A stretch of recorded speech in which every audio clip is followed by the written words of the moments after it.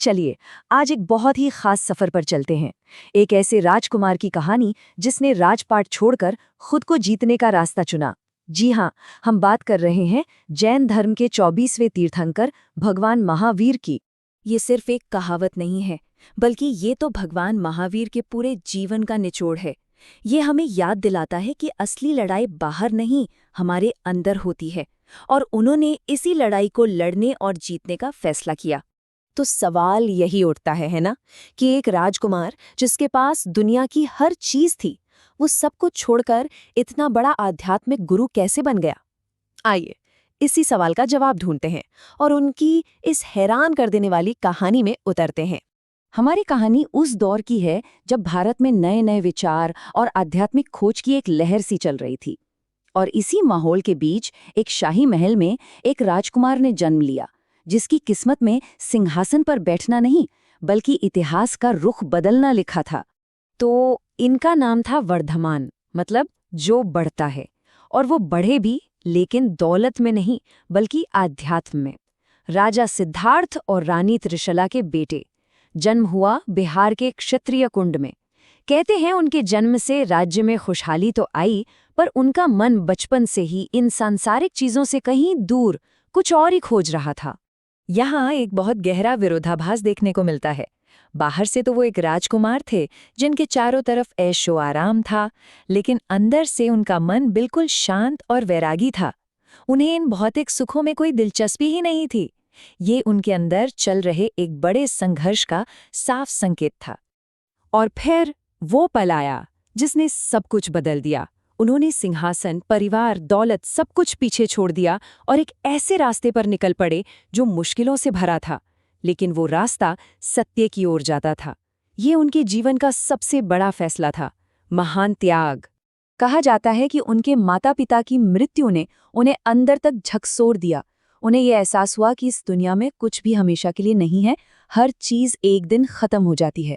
इसी एहसास ने उनके अंदर वैराग्य की आग को और तेज कर दिया और उन्हें सच की खोज में घर छोड़ने के लिए मजबूर कर दिया। जरा इस टाइमलाइन को देखिए।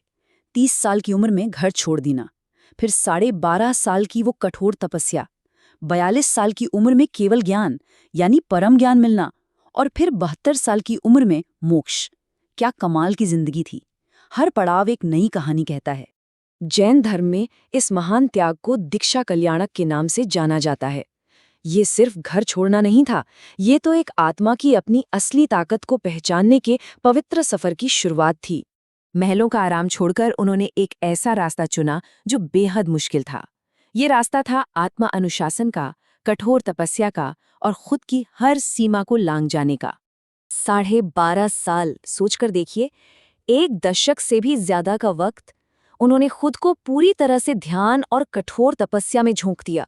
अपने शरीर और मन की हर एक सीमा को चुनौती दी। उन्होंने बहुत कठोर उपवास रखे, हर मौसम की मार झेली और दुनिया की हर सुख सुविधा को छोड़ दिया, यहाँ तक कि अपने कपड़े भी त्याग दिए। लेकिन इन सब में उनका एक सिद्धांत अटल था, अहिंसा। उन्होंने ये प्रण लिया कि उनके किसी भी काम से किसी भी जीव को, चाहे वो कितना भी छोटा क्यों ना हो, कोई तकलीफ ना पहुंचे। अच्छा, तो इस अविश्वसनीय तपस्या का आखिरी मकसद क्या था? वो था केवल ज्ञान को पाना, मतलब सर्वज्ञता की वो अवस्था जहां आत्मा सारे बंधनों से आजाद हो जाती है और उसे ब्रह्मांड का परम सत्य पता चल जाता है। और फिर सालों की गहन तपस्या के बाद साल के पेड़ के नीचे वो पल आ ही गया। वर्धमान को केवल ज्ञान प्राप्त हुआ। उसी पल वो राजकुमार नहीं रहे, बल्कि एक महान नायक बन गए, महावीर, जिन्होंने खुद को जीत लिया था। ज्ञान मिलने के बाद महावीर अगले 30 सालों तक पूरे भारत में घूमे और अपना ज्ञान लोगों से बांटा। उनकी सारी शिक्षाओं का आधार है 5 महाव्रत, 5 महान प्रतिज्ञाएं, जो आज भी जैन धर्म की नींव मानी जाती हैं। ये 5 व्रत एक सही जीवन जीने का रास्ता दिखाते हैं। अहिंसा यानी मन, वचन और कर्म, किसी भी तरह से किसी को चोट न पहुंचाना। सत्य यानी हमेशा सच बोलना। अस्तेय यानी जो चीज दी न गई हो उसे कभी ना लेना। ब्रह्मचर्य यानी अपनी इंद्रियों पर काबू रखना। और अपरिग्रह यानी सांसारिक चीजों से लगाव न रखना। इन सभी व्रतों में से अहिंसा को सबसे ऊपर रखा गया है।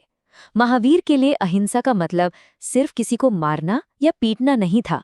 इसका मतलब था अपने विचारों, शब्दों और कामों में दया और करुणा रखना, ताकि किसी भी जीवित प्राणी को कोई भी नुकसान न पहुंचे।